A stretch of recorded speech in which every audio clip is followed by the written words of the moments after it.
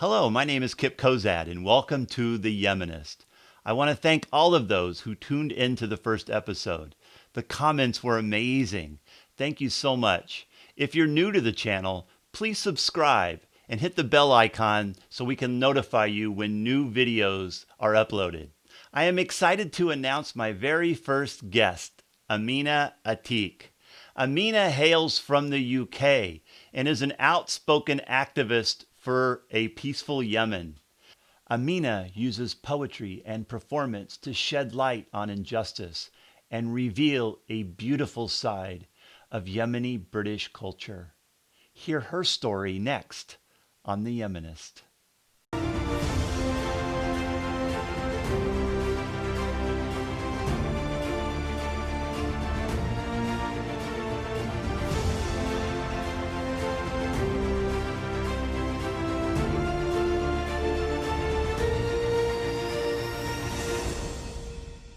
So I'd like to welcome Amina Atiq. She is a poet and a performer from Liverpool, England. And this is the first time I've had the opportunity to talk to somebody from Liverpool. So this is going to be really nice. And so, Amina, I understand that you are a Yemeni Scouse writer. Can you talk a little bit about that? You kind of told me that, this whole word Scouse, I'd never heard it before. And so you want to share a little bit about what the meaning of that is and maybe talk a little bit about your writing. No, definitely. So it's only been quite recent where I actually labelled myself as Yemeni Scouse. There is a story behind it, a very poetic story behind it. Um, when I began in writing and performance poetry, the only kind of platform I had was in a very British setting. So a lot of it was in bars and this is where I began, and it's got a very special place in my heart because that is where literally I met the poetry community in Liverpool. Um, However, I realised after so many years, because I was the only Muslim woman, probably the only Muslim person, or a bunch of the only Muslim people in the poetry scene in the Northwest, it became kind of like people would, probably forget your name, but they'll remember your work or they'll remember your face. And I was kind of labeled the Muslim girl. And I, even though I'm very proud of my faith, I am Muslim. I don't shy away from that. But I just felt like it really narrowed down to just Muslim. And I kept saying, I'm not just Muslim, I'm like a bunch of things. I'm Yemeni, I'm Scouse, and like I think I'm hilarious, I'm crazy. Like, there's a lot of things and it's also because of the media and the propaganda and the right wing fascism that is growing again in the Western world. Muslim kind of triggered me. Like, I'm proud to be Muslim, but yet I don't want that to be the only label. So I was really conflicted by it, didn't like it. And it was only until 2 years ago someone came up to me who was not from Liverpool and came up to me and said, "You're that Yemeni Scouse writer." And I had a big smile on my face, not because he recognized me, but it was more of, I've never heard Yemeni and Scouse together. Like, if someone said to me, "Where'd you come from?" Like, I'm Yemeni and I'm from Liverpool and I'm Scouse. But I'd never put them together because I didn't think I was allowed to. Because there's that identity complex, like, the diaspora children, like, where do we come from? Right. So, and I said to him, I said, that is just fantastic. I'm going to take that. So I went home that night and I updated my CVs, my bios, and I just became fascinated with the whole Yemeni Scouts. But there is a poetic story in this, and the whole story is me. And there's like a political voice in that as well, because Yemeni and Scouts together, if we study both history of Yemen and Liverpool, there's a lot of similarities in terms of socialism, in terms of justice, in terms of the people's voice, the city's people. And I see a lot of so much similarities from Liverpool to Yemen, but so much differences as well. And yeah, and it's strong. People don't forget you now.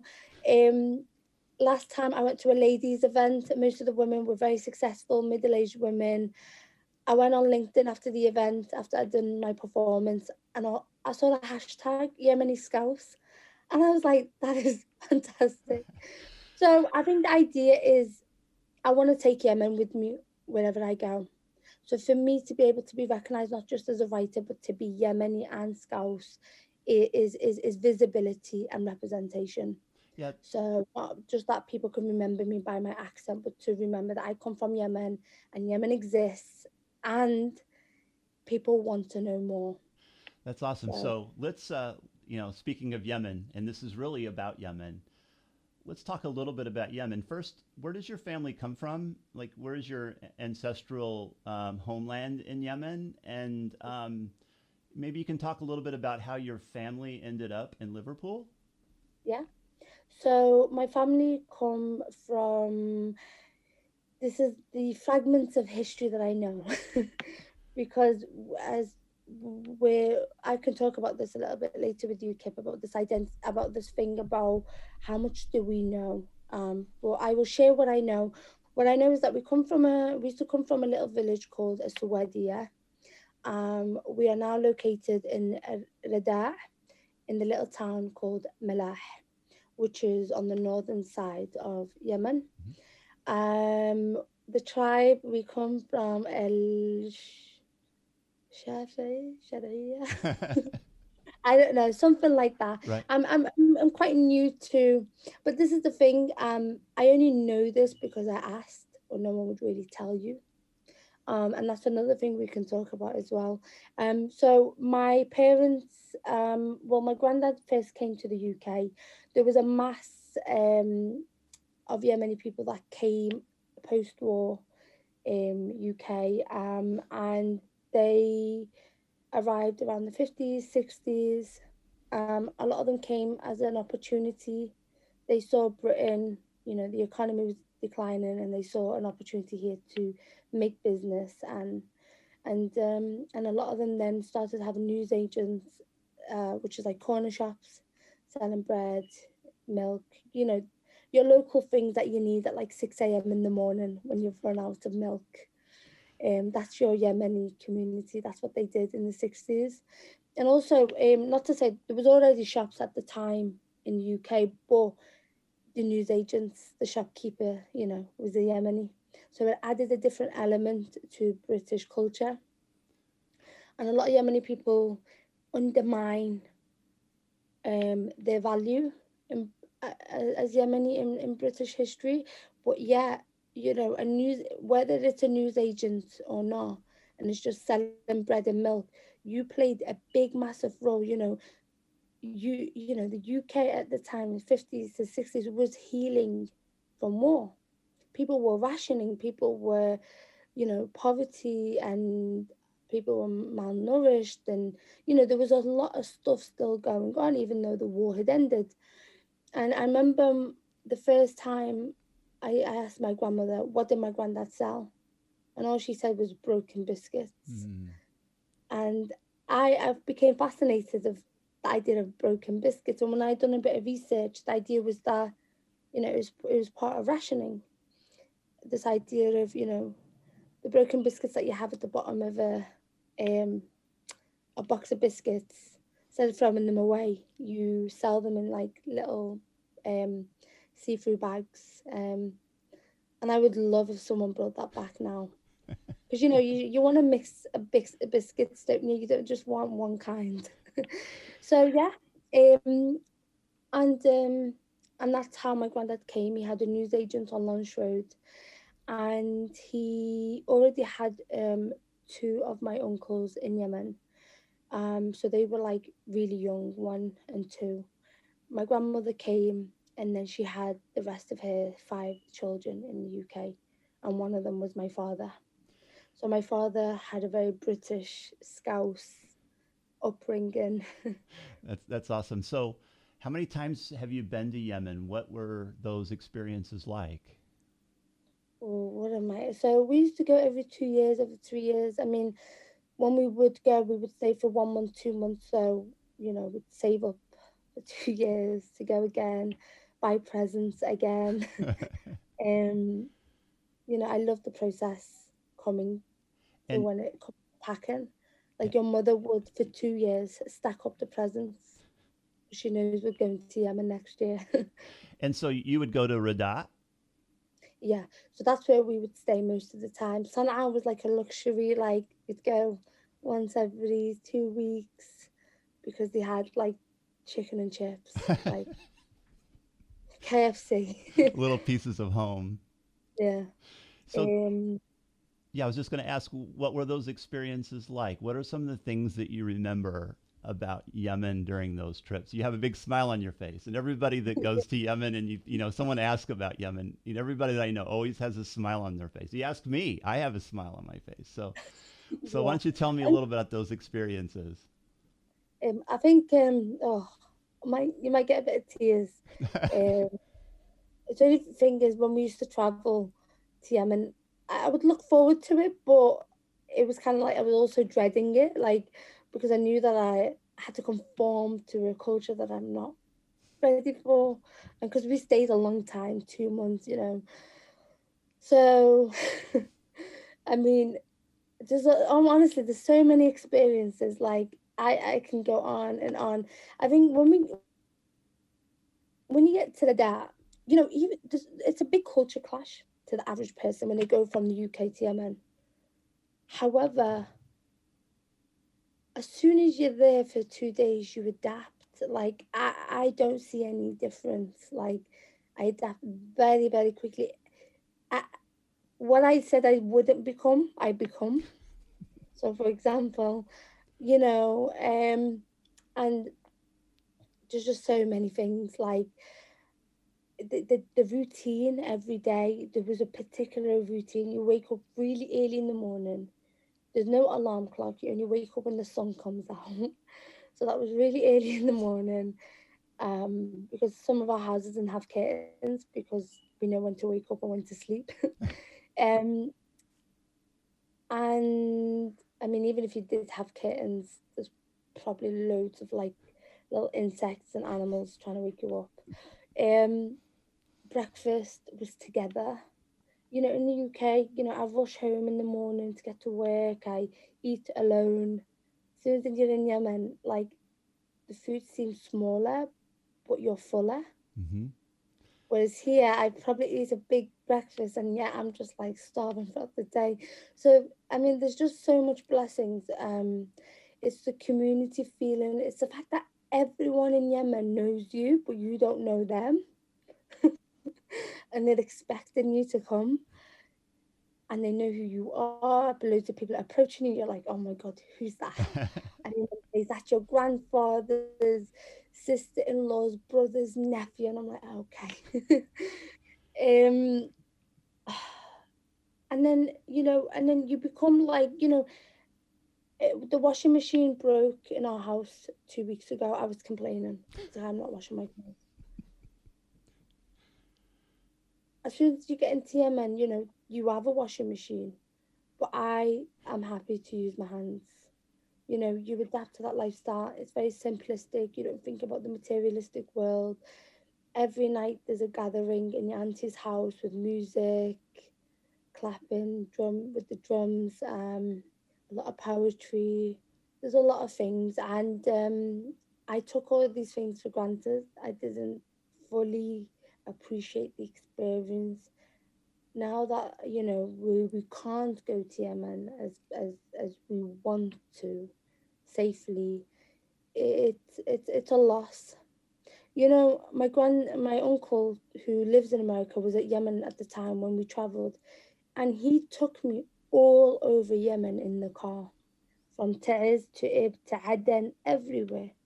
And you know what, Kip? I slept throughout the whole car journeys because I didn't think I had anything to see, Right. you know? And you know what? I always, you know, regret it so much.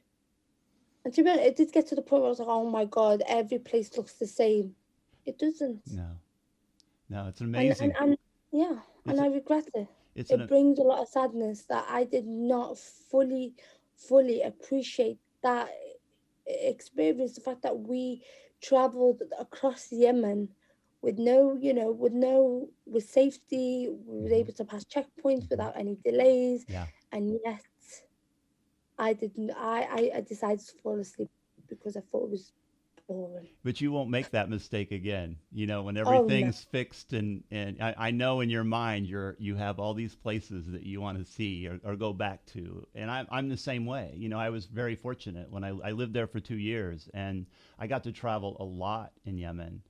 And, I think about it now. There's so many things that I know now that I didn't know then. And I was like, gosh, I wish I would have known this when I was at this place or that place. So, we're kind of in the same boat. As soon as everything calms down and we can go back, there's so many things that, we want to. definitely.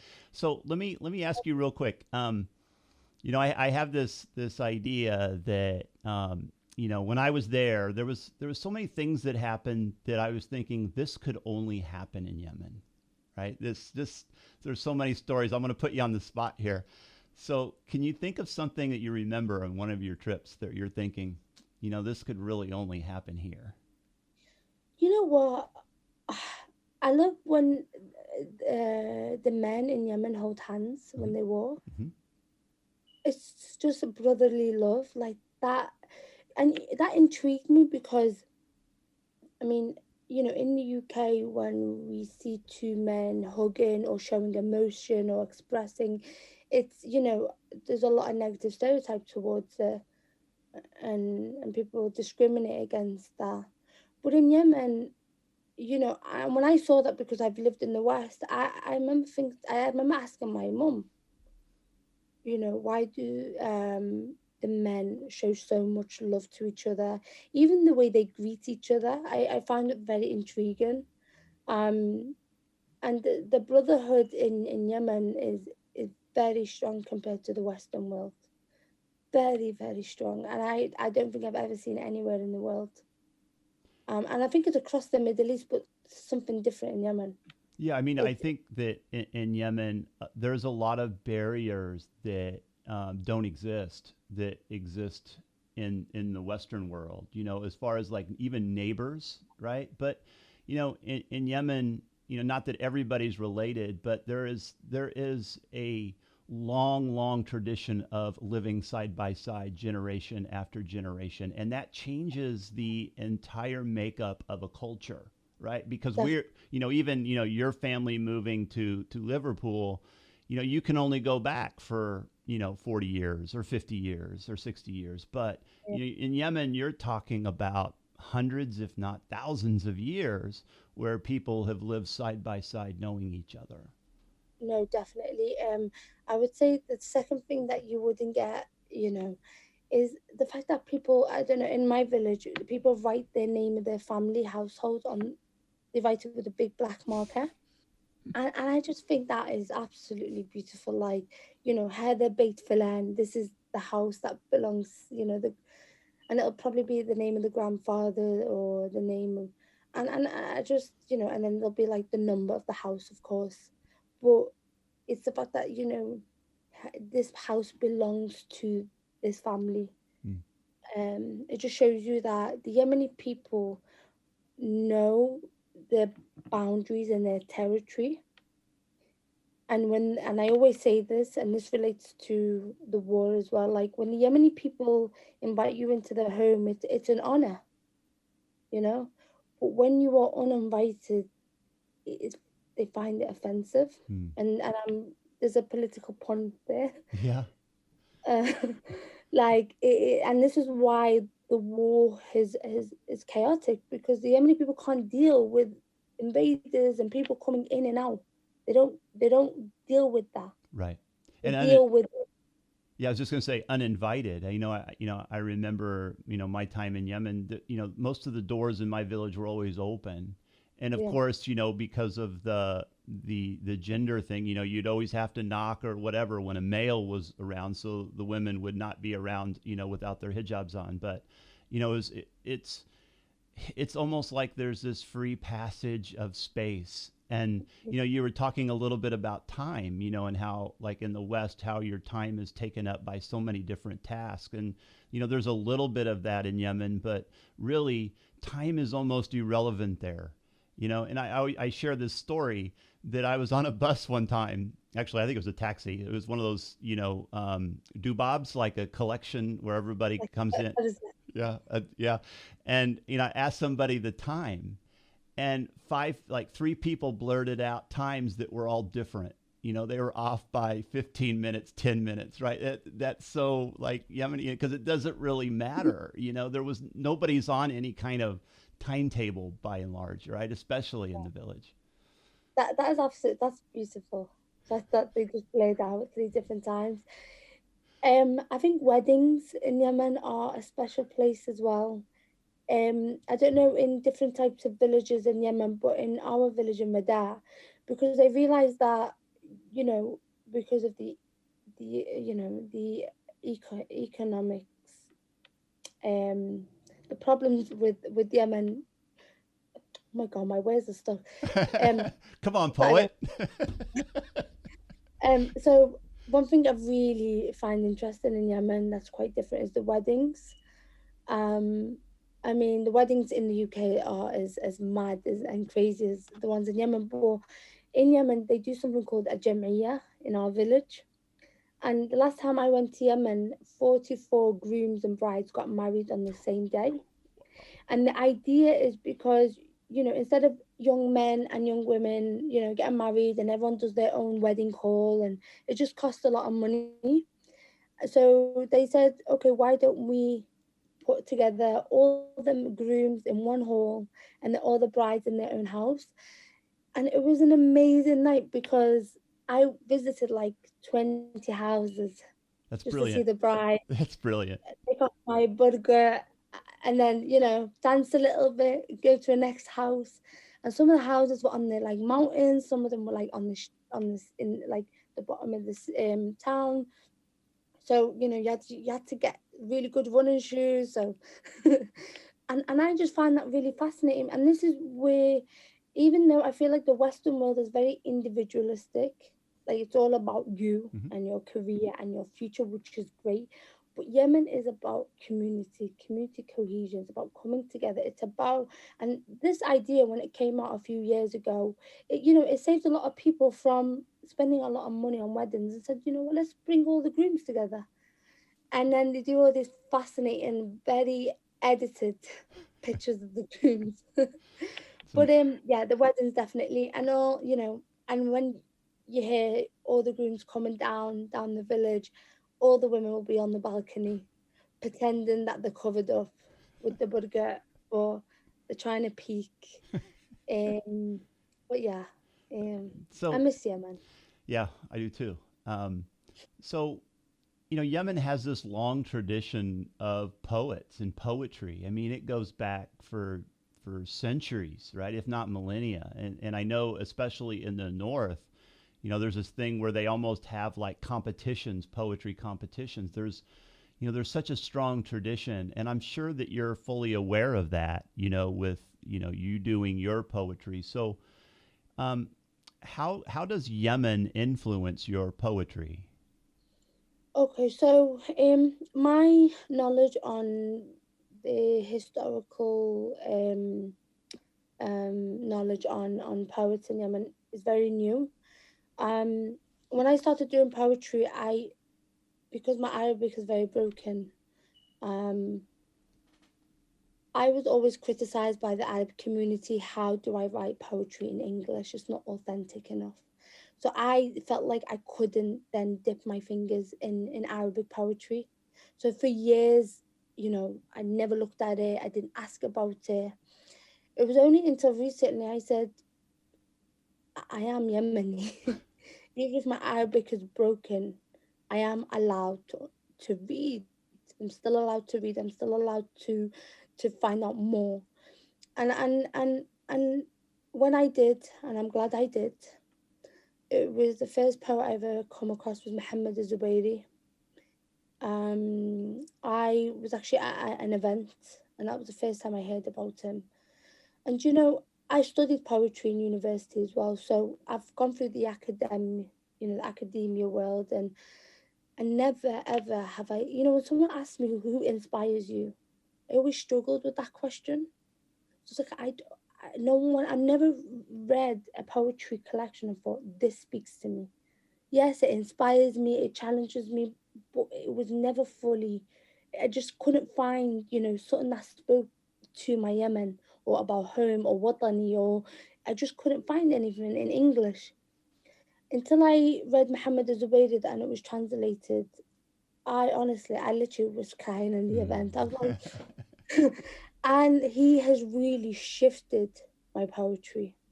He's made me feel like I am not alone in in in in the love that I write about in home. Oh my God, I'm getting all emotional. It's Um, okay.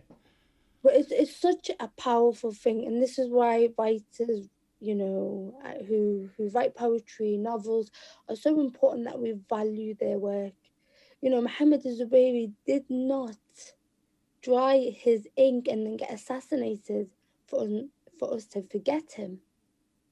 Right. And as a writer myself, I don't care about fame. I don't care about my name. It's the words. I want people to remember the words. And I think every writer aspires for their words to continue and for as many years and centuries, to remember there's some type of legacy. And Muhammad Zubair is one of them, and y- and he wrote poetry at a time where Yemen was going through something similar to today, Mm. conflict and uncertainty, and he came with his poetry to challenge people and to give people another opportunity to forgive themselves, to heal, to understand one another, to understand that under Yemen is us, and for us to, because a lot of people think the war that's going on in Yemen now is the first war that's happened. Yemen has been through war after war after war, and every poet in that generation has written about this. Mm. And we have to dig these up and we have to remind each other why the Yemeni people cannot continue to go through another war. There has to come an ending. Yeah, I agree. And I just hope that we can. And Mohammed, anyone who's listened to this, please, Mohammed Zubairi, if you want someone to just make you feel a little bit sad about home, read him. So, what is it about his poetry that resonates with you? It's the love that he had for Yemen. He wrote a lot about Watan, like the love for home and the people in Yemen. It was authentic. It was just very blissful. It wasn't political. It wasn't like hardcore politics. It was very like compassionate, and this is what poetry should be. Right. Um, so yeah, I think one thing that related was the only thing I can connect with him anyway is Yemen. Right. That was the only really thing. So let's get into Liverpool a little bit, and you brought up Liverpool 8, and you talked a little bit about the community, but what I'm really interested in is that England, UK has a generation or two. It's a generation or two older than the Yemeni-American community, and obviously you're getting into second, third, even fourth generation British Yemenis. And so maybe you could talk a little bit about the community. What is the British Yemeni, or excuse me, yeah, the British Yemeni community in Liverpool? What is it like today? Maybe you can talk a little bit about how they came there. And you mentioned that your father was a shopkeeper, and I know that there were lots of people, lots of Yemenis who came to Liverpool who were in fact shopkeepers. That's how many made their living. So maybe you could share a little bit about the community, how it's kind of matured over time. Yeah. So what I do know from the little knowledge that I have is that there were a bunch of Yemenis that did come late 18th century, early 1900s. But most of them did come, after post-war 50s, 60s. And I think there's approximately about 400 Yemeni-owned news agents in the city. 400. Mm. And a lot of them were their grandfathers. So a lot the boys, the young boys now who look after the shops was either their fathers. And then we had the first Liverpool Arabic Centre that was established, I think, around 1997. So that was the first time we had like a community centre. I mean, overdue,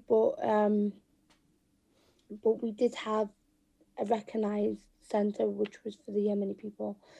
Um, the Yemeni people, what does it look like now? We do have a Yemeni councillor who works for the local government. So, we have someone in British politics. We have, obviously, news agents have to evolve. Now you have big supermarkets that are taking over small independent shops. So a lot of Yemeni people are now developing their businesses into supermarkets. They're developing their sons are now kind of like upgrading to like phone shops. So, but what I've noticed about the Yemeni people, they are successful. They work really extremely hard to make a living, but they don't aim for very ambitious goals. They just want to settle, make a balanced living, and that's it.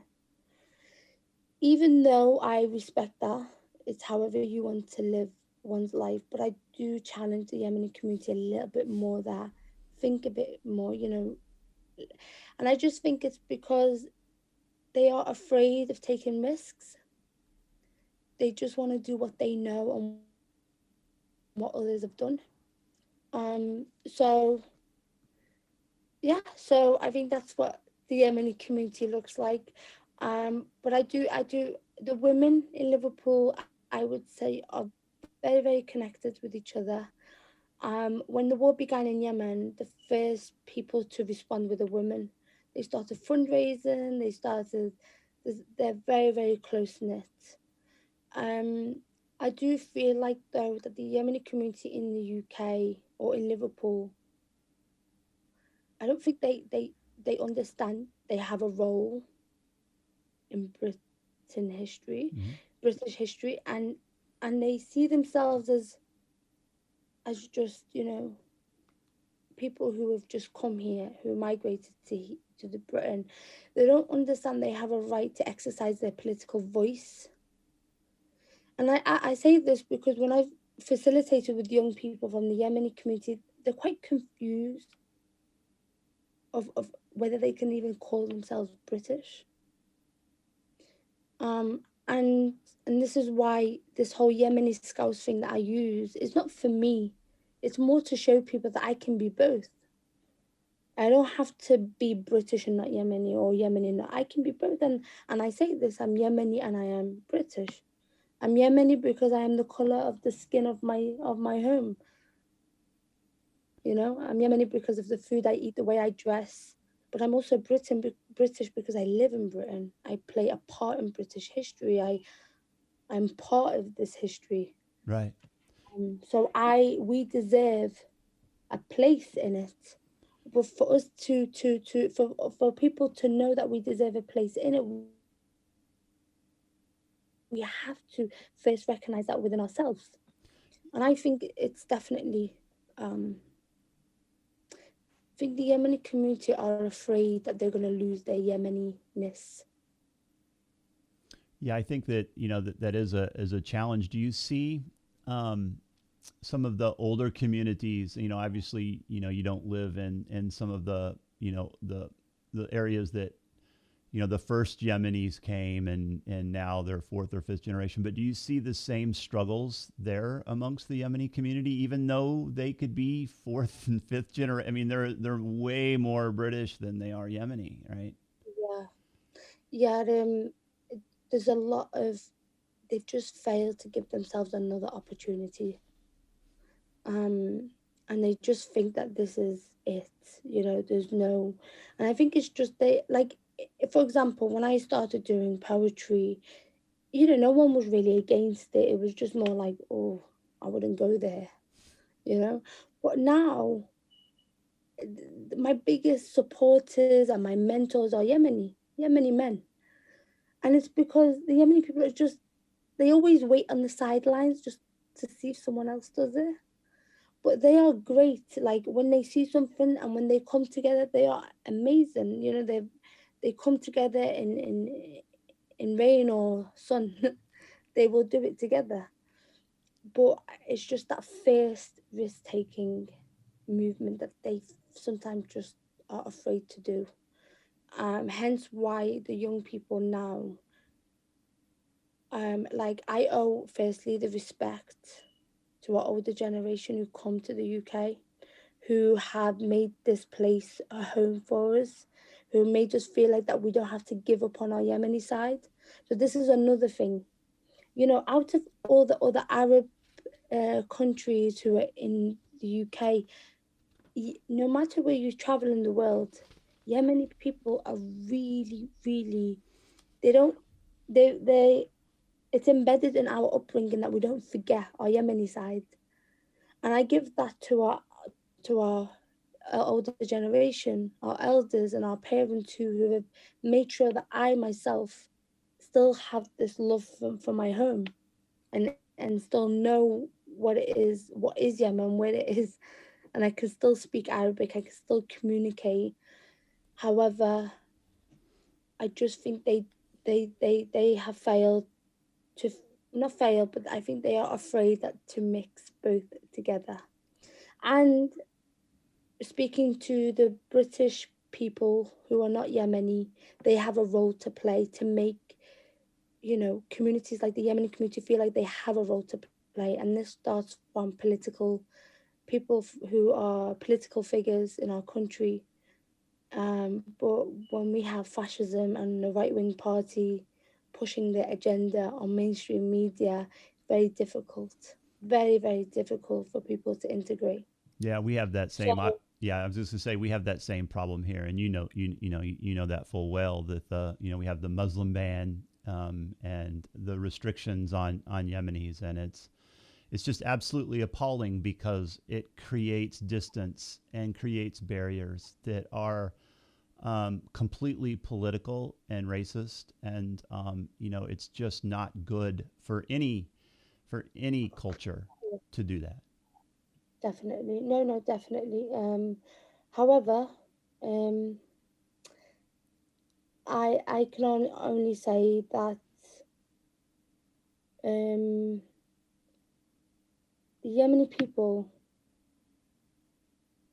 will see brighter days, and there is a bright future for our young people. However, I do feel like sometimes there are certain types of members in our communities that are always pulling us back, and what I can say to these people is that I know they do it out of love, they do it out of protection, and they do it out of fear. Mm. They are in fear because they don't want to lose their Yemeni side. They don't want to lose their faith. They don't. But if you do anything out of fear or out of anger or oppression, your Yemeni young people that will come after us will forget Yemen. Right. They wouldn't want to ask about it. They wouldn't want to know about it. So let's do it out of love. Let's celebrate who we are out of love, because then what will happen is our young people who are in Britain, who are born here, will remember their home out of love and will always celebrate it. That's awesome. It's you're exactly right on that. And let's end on this. So, thinking of Yemen, what are you thankful about Yemen? I am thankful for coffee. Really coffee. Honestly, I can't start my day without qahwa. Qahwa. Honestly, it is the most refreshing thing. Like it's got ginger, cardamom. Thank you, Yemen. Oh, girl. The other thing is, and I'm going to talk to Yemen right now. If that's okay, Kim. Sure, absolutely. Um, Yemen, I am thankful for your gahwa, for starting my day um, with a lot of energy. I thank you for allowing me to not forget my not just my Arabic but my dialect from my Pacific village. It's very unique, and it's hilarious when other people hear it. But I love it and it's part of me. I'm also thankful that I'm able to not only enjoy our Yemeni food that is very generous, but also our clothing that has allowed me to express certain colours and shapes and material that I'm allowed to wear and feel a little closer to you.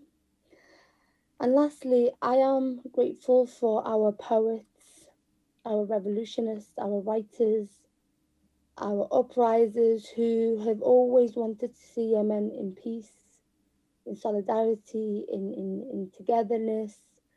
And I hope that we can one day maintain that and we can reach that point of togetherness in peace and safety. That's awesome, and that's such a great place to end our conversation. And I just want to thank you so much for coming on the Yemenist. Oh no, thank you so much, Kev, and a virtual welcome to Liverpool. Inshallah, I'll get there someday.